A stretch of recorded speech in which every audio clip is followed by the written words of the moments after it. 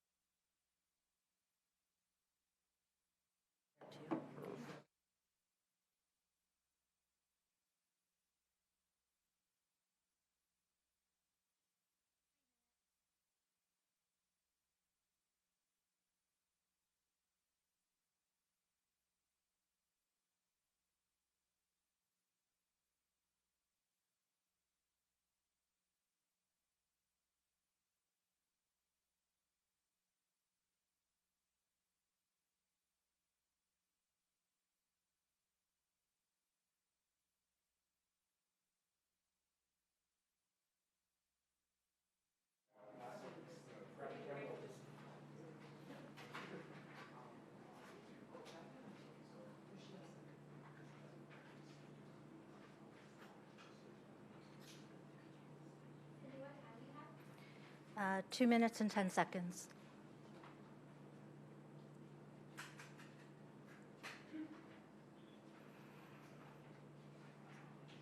Two minutes.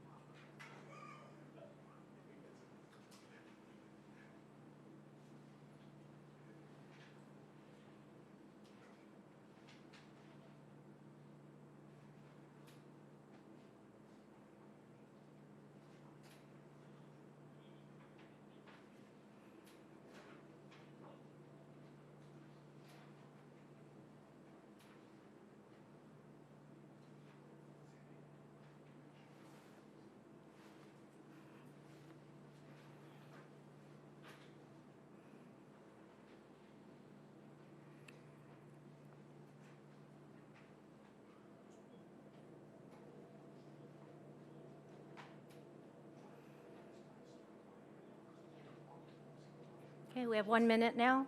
1 minute.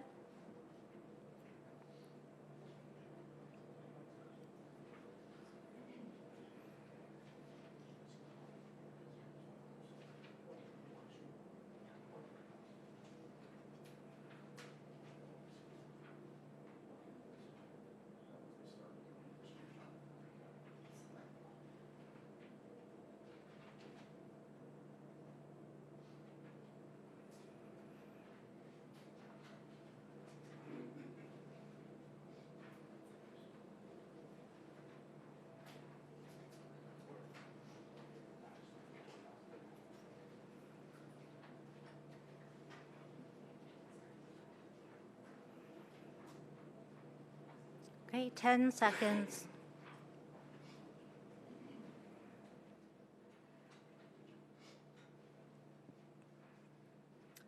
Good morning, everyone. Welcome to Toronto Police Headquarters.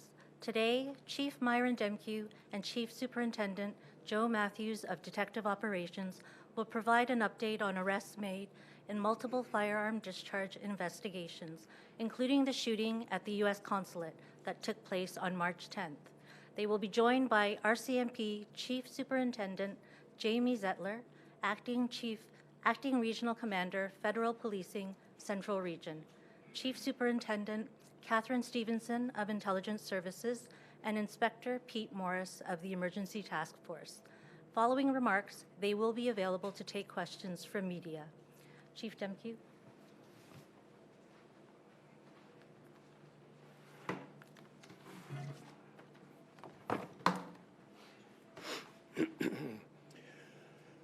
Hello, everyone.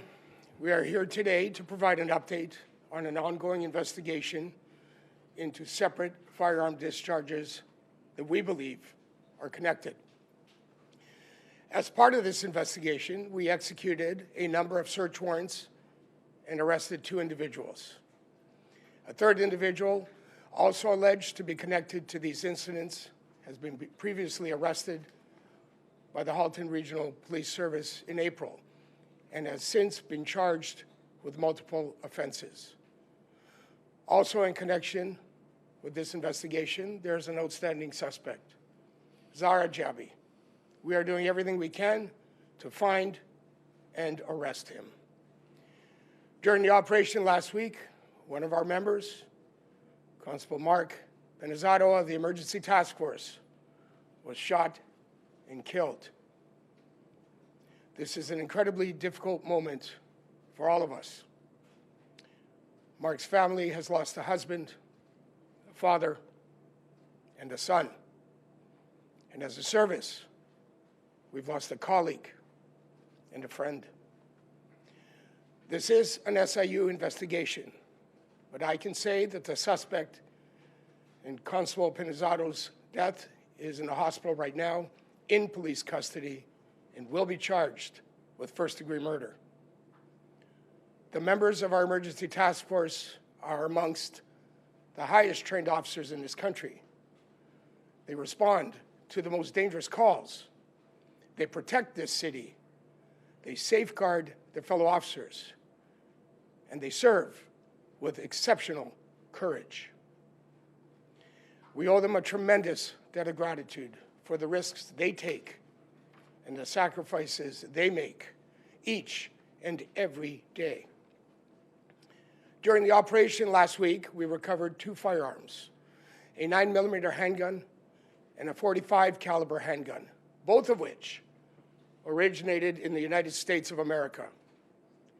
These details are important as this investigation involves at least 6 shooting incidents in the Greater Toronto Area linked to a 9mm handgun and at least 21 shooting incidents in the Greater Toronto Area linked to a .45 caliber firearm.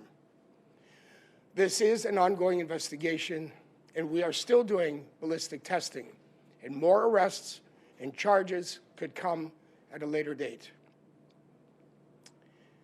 Before I continue, I want to thank our Integrated Gun and Gang Task Force, who worked with the support of our Counterterrorism Security Unit. I want to thank our Forensic Identification Team and the Center of Forensic Sciences. I also want to thank our partners, the Royal Canadian Mounted Police and their Emergency Response Team, and the Integrated National Security Enforcement Team, as well as the York Regional Police, Peel Regional Police, Durham Regional Police Service, and the Halton Regional Police Service. We work together. These are integrated efforts focused on doing everything we can to prevent violence, disrupt criminal activity, and hold offenders accountable. Now, today, as we're talking about these specific arrests, before I pass it over to Chief Superintendent Matthews for more details, I want to address a broader pattern we see here.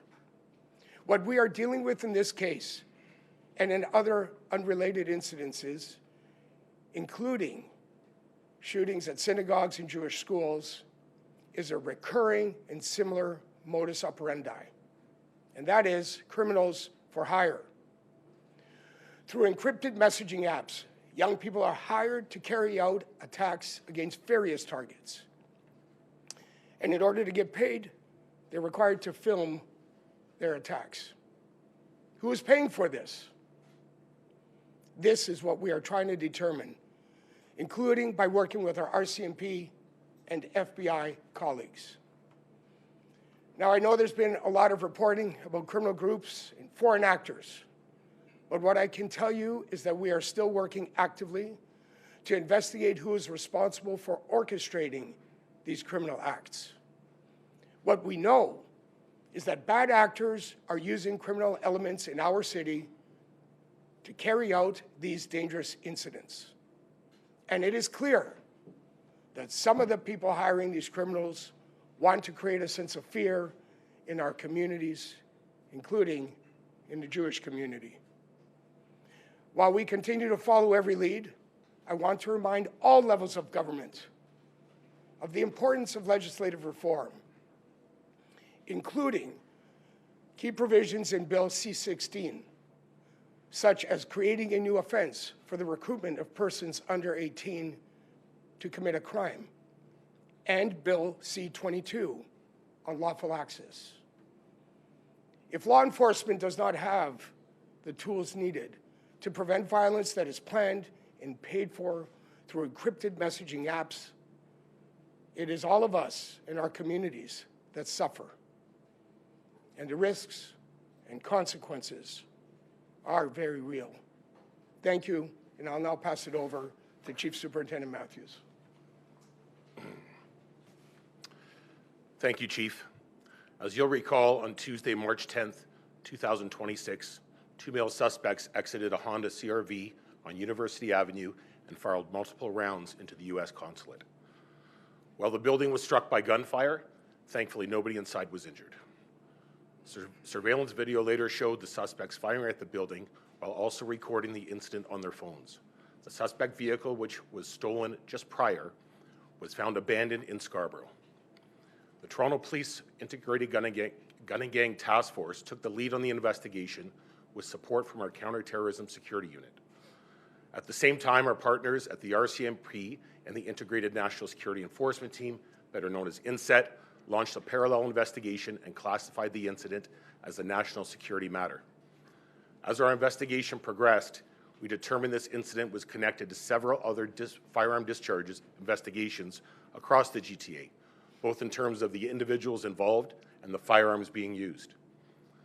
One of those incidents took place in Scarborough, in the Markham Road and Eglinton Avenue East area on March 25th.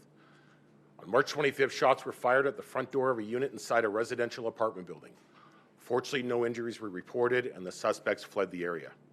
The following day, on March 26th, another shooting occurred in Etobicoke in the Islington and Lakeshore Boulevard West area.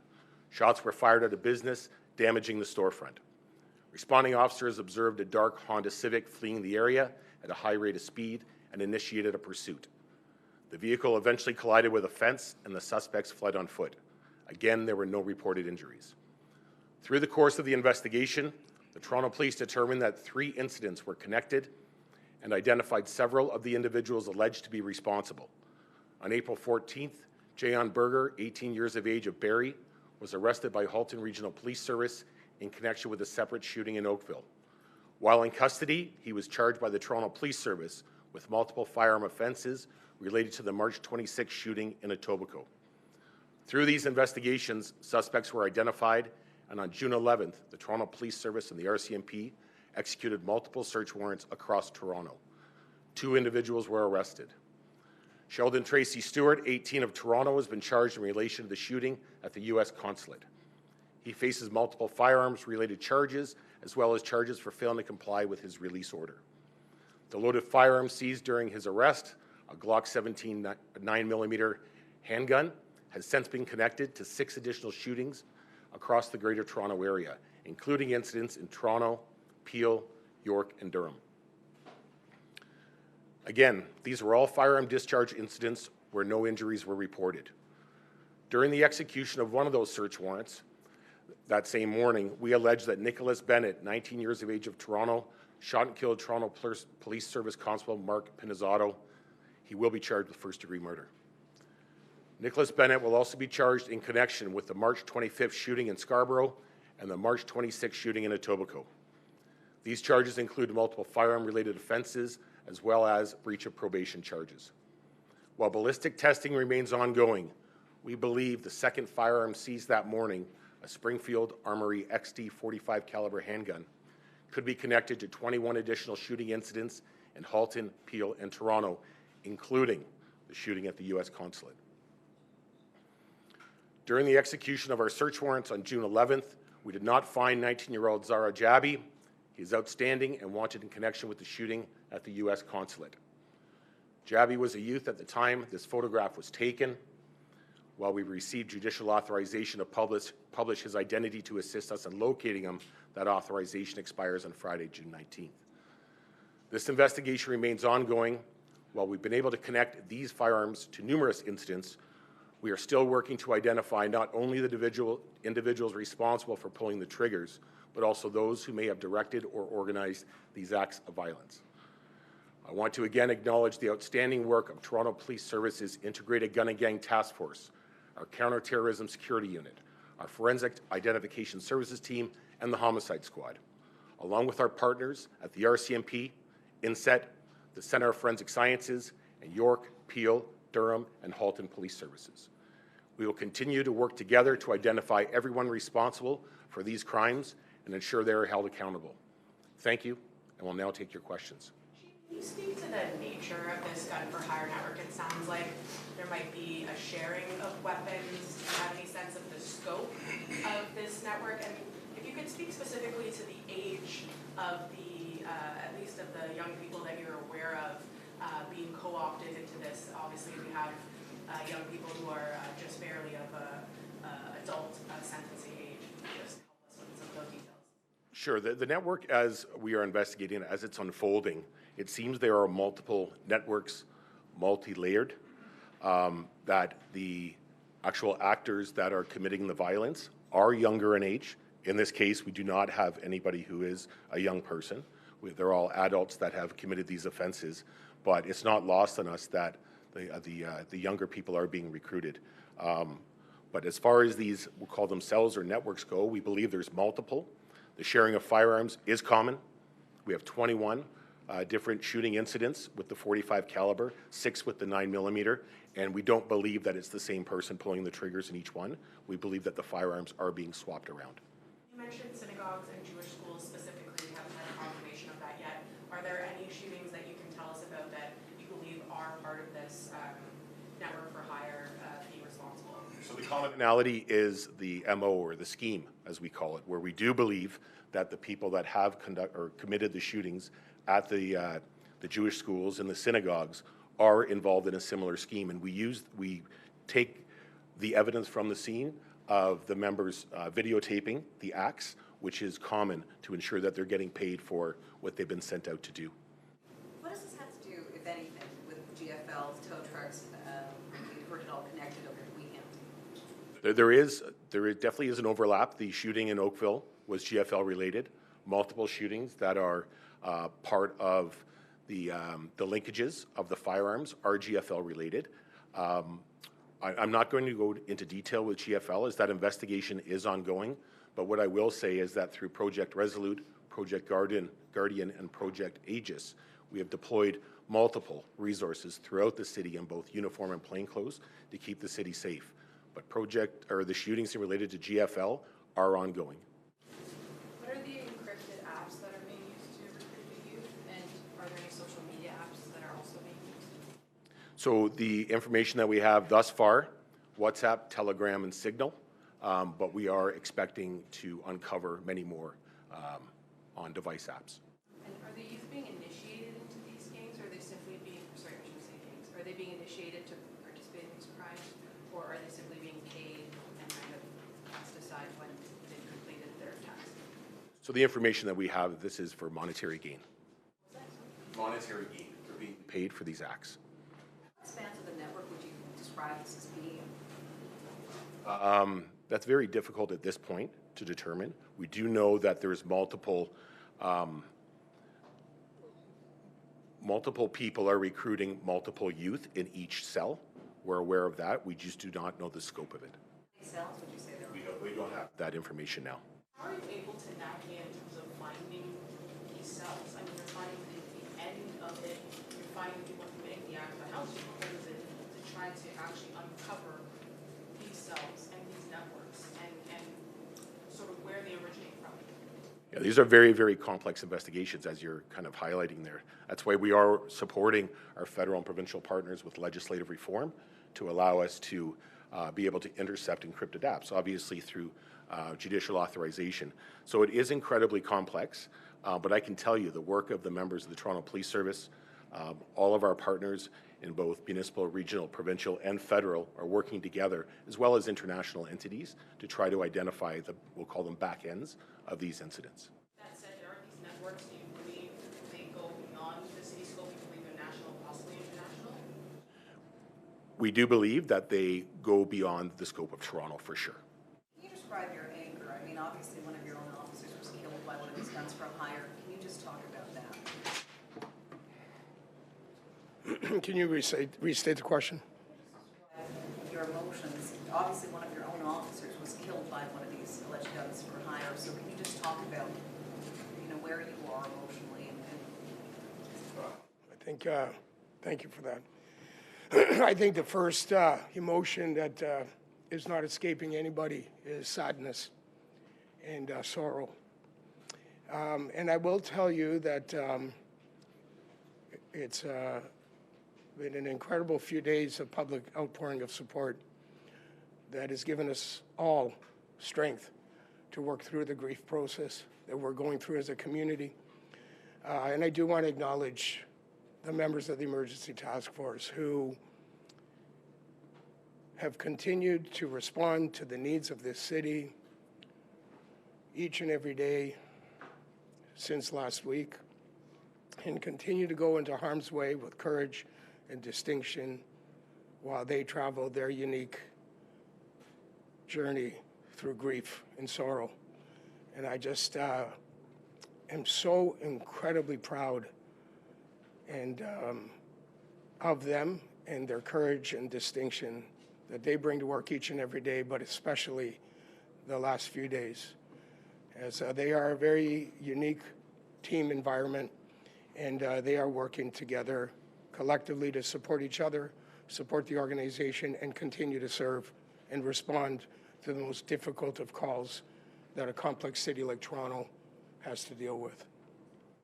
Elaborate a little bit on the motivation of all these shootings. Is it political? You referenced the Jewish institutions and synagogues, and so is it hate motivated, political? What's behind all of it?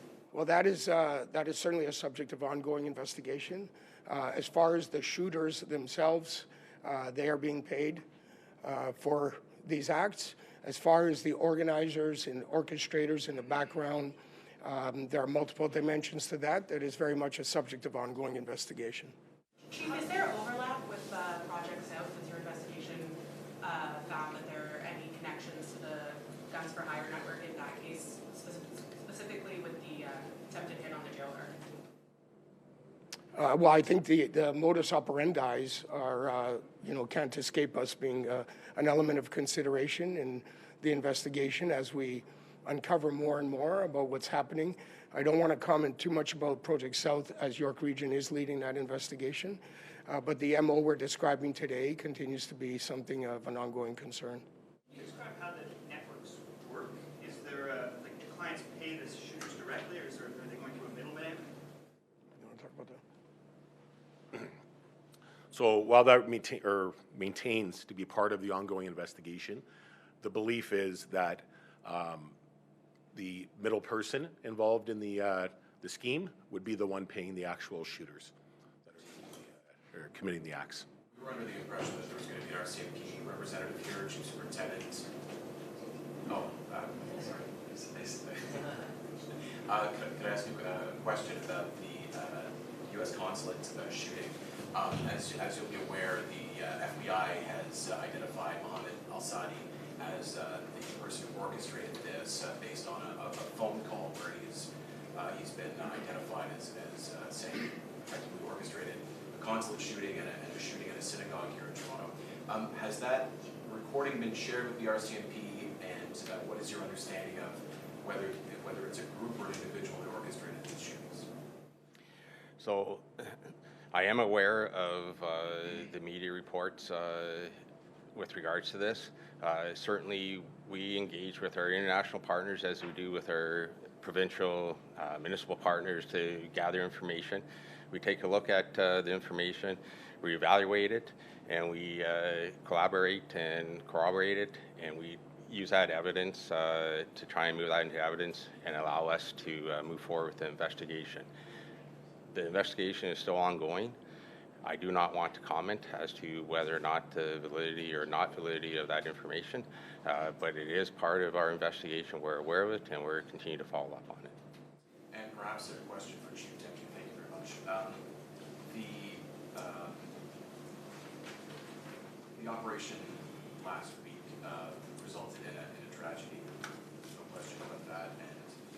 circumstances surrounding what happened before and after will surely be a focus of the SIU investigation.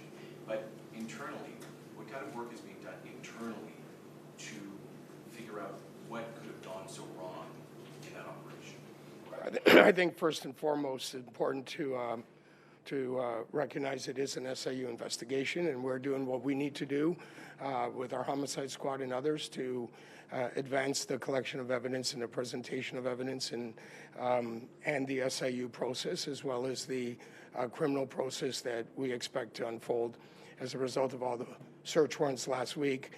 And there'll be a time for further insights once those processes unfold and finish. But let me be really crystal clear here. The emergency task force are the highest trained police officers, quite frankly, in this country that go into the most dangerous of circumstances. And clearly, this was an incredibly dangerous set of events that unfolded that resulted in a tragic loss of life. And again, I just have to commend our ETF members for their courage and the distinction with which they serve each and every day and have continued to do so in response to the needs of our city in the days since this horrible tragedy. Chief, would it be fair to say, based on the investigation leading up to the search warrant execution, that your officers would have been aware that it was likely there was a gun on the other side of the door, or there could have been a gun on the other side of the door? They went in with that knowledge? Well, listen, our ETF is called to those calls. That is the business for which they train and execute in that dangerous environment, again, with courage and distinction, time and time and time again. Our emergency task force are the unit we call for these moments. Chief, are there wider plans to prevent young people in Toronto from being tied up in these schemes? Sorry, I missed the beginning of that. Are there wider plans to prevent young people in Toronto from becoming tied up in these schemes? Well, I think we have to reflect on the city's 10-year community safety and well-being plan. There is a multidisciplined approach to the prevention of gun violence and the support of young people not getting into a lifestyle that leads to harm and in this case, violence. But let's be clear, young people need to take responsibility for themselves as well and find a path to not be involved in this space. And picking up a firearm and firing it for profit is just incredibly dangerous criminal behavior for which they need to be held to account. And our justice system needs to make sure it does everything humanly possible to hold those offenders to account and certainly provide a level of deterrence. That is an important element in helping young people make sure they stay on the right path, that they understand there are consequences for their actions. Those consequences are serious.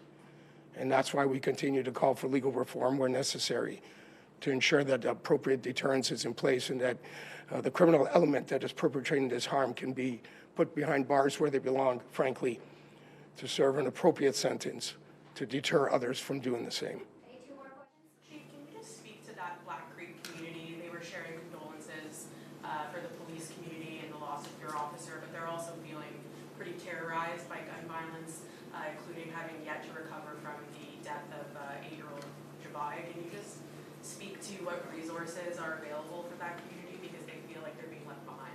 Yeah, listen, I think that's an important conversation for us to have as a city and city partners.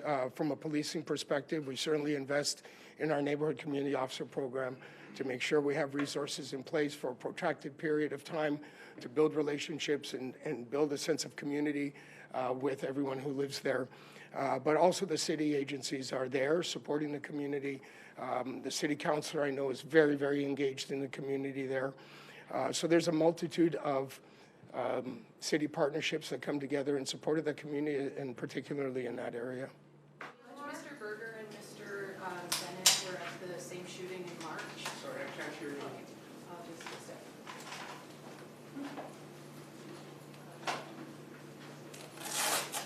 You alleged that Mr. Berger and Mr. Bennett participated in the same shooting on March 25th. Can you talk about efforts to seek Mr. Berger's cooperation afterward? And if their motivation was financial, does that make it simpler for police to incentivize them if they were not initiated into these groups? I think it's the 26th, the Etobicoke shooting. Right. Yeah, so, you know, we always look for the community to help us in these investigations, to provide information you know, that would assist us in our investigations for sure. But I can't get into any discussions that we would have with an accused. But, you know, we always offer the opportunity for accused to tell their side of the story, and I'll kind of leave it there. Okay. Thank you, everyone.